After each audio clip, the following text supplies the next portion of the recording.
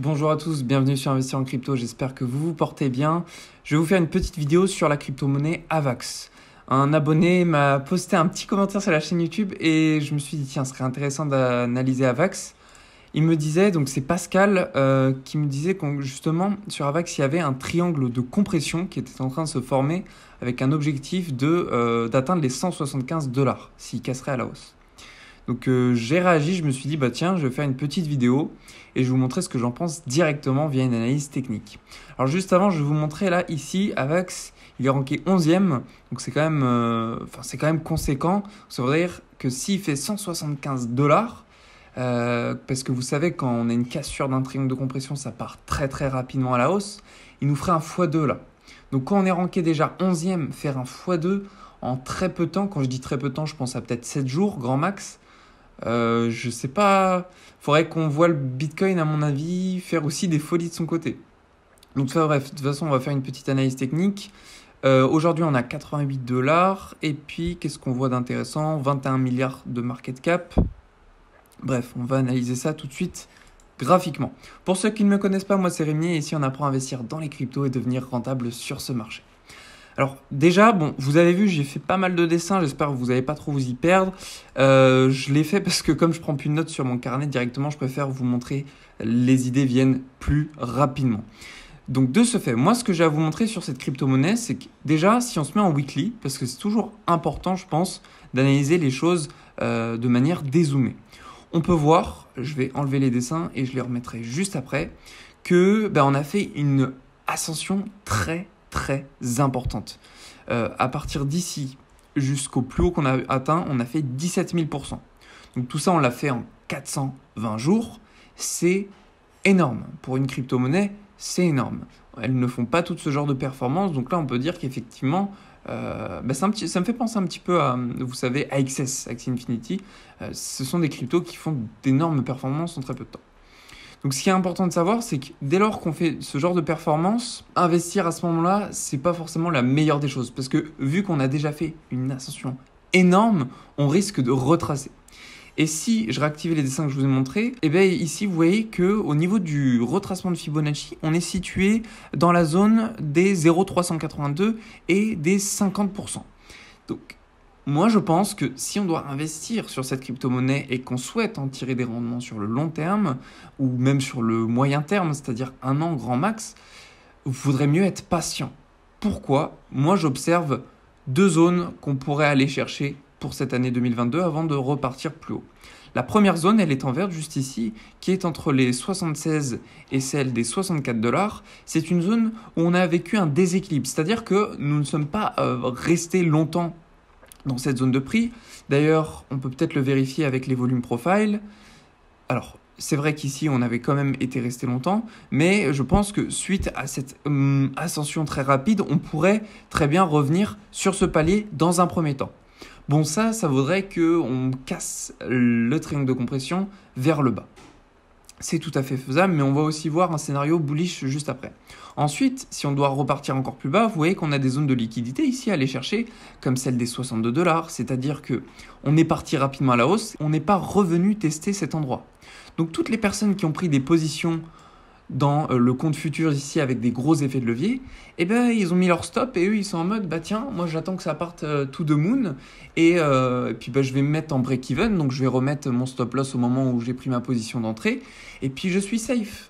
Mais ça veut dire que cette personne sera gagnante. Et on le sait sur le marché des crypto-monnaies, il est très manipulé. On fait toujours en sorte, je parle des whales, à ce que les personnes qui investissent dans les cryptos ne soient pas gagnantes. Il faut un minimum de personnes gagnantes.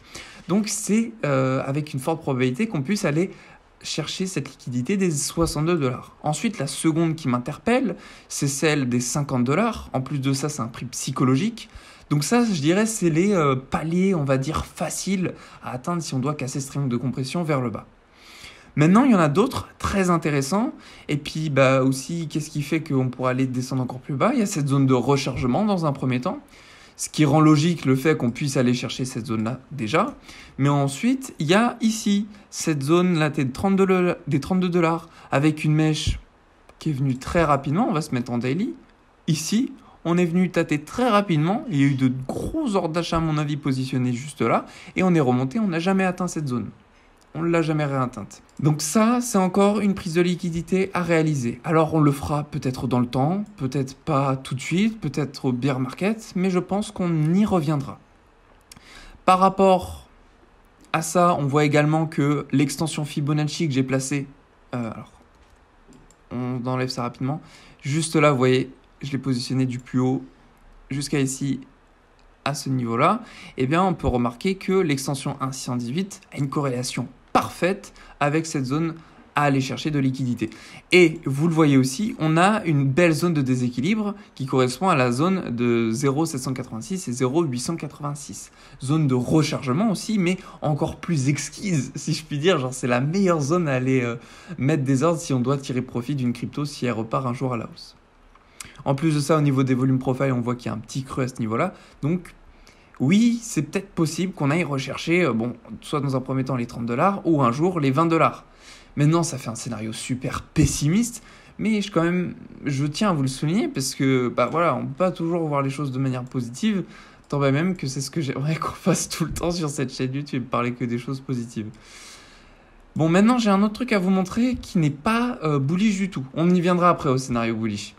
En weekly, au niveau du RSI, il y a quelque chose qui m'interpelle et que j'aime pas trop. Je vais vous supprimer ça, je vous le remets après. Ici, point plus bas. Ici, point haut plus haut que son précédent. Mais au niveau du RSI, c'est l'inverse. Donc là, on a une divergence baissière déjà, en weekly. Donc quand on a une unité de temps qui est plutôt élevée, lointaine, plus on valide ce qu'on peut voir. Maintenant, on est toujours dans une zone de progression haussière au niveau du RSI. Peut-être que, et puis vous voyez, on rebondit sur la moyenne ici, la moyenne de notre RSI.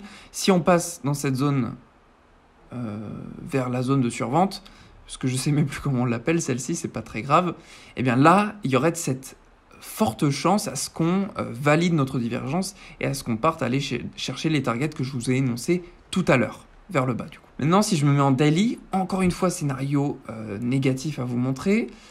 Vous voyez, on a une autre divergence. Divergence qui correspond de ce point ici, 25 août 2021, avec celui qu'on a atteint le plus haut, 21 novembre 2021. Et vous voyez qu'au niveau du RSI, point haut ici, donc ce point haut-là, plus bas que son précédent. Alors qu'ici, on a un point haut plus haut que son précédent. Donc encore une fois, une divergence qui pourrait donc confirmer, en plus de celle qu'on a vue en weekly, que le triangle de compression pourrait très bien casser vers le bas. Plus le fait qu'on ait eu des déséquilibres de marché et qu'on devrait combler un de ces quatre. Quand je dis un de ces quatre, c'est que temporellement, malheureusement, je ne peux pas vous dire 100% à quel moment ça va arriver, mais ça viendra. Donc est-ce que ça viendra avec ces divergences? C'est fortement probable. Maintenant, si on observe un scénario un petit peu plus bullish, Pascal nous disait en commentaire qu'on pourrait atteindre les 175 $.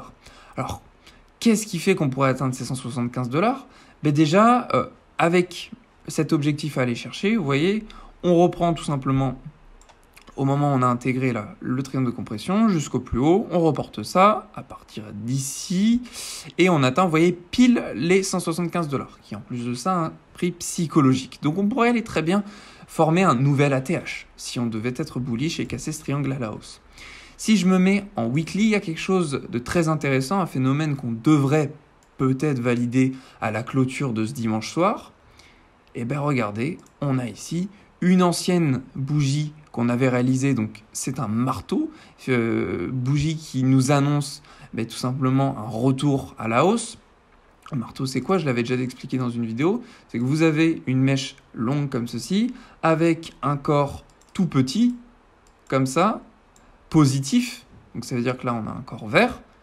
Et ça survient après qu'on ait une baisse.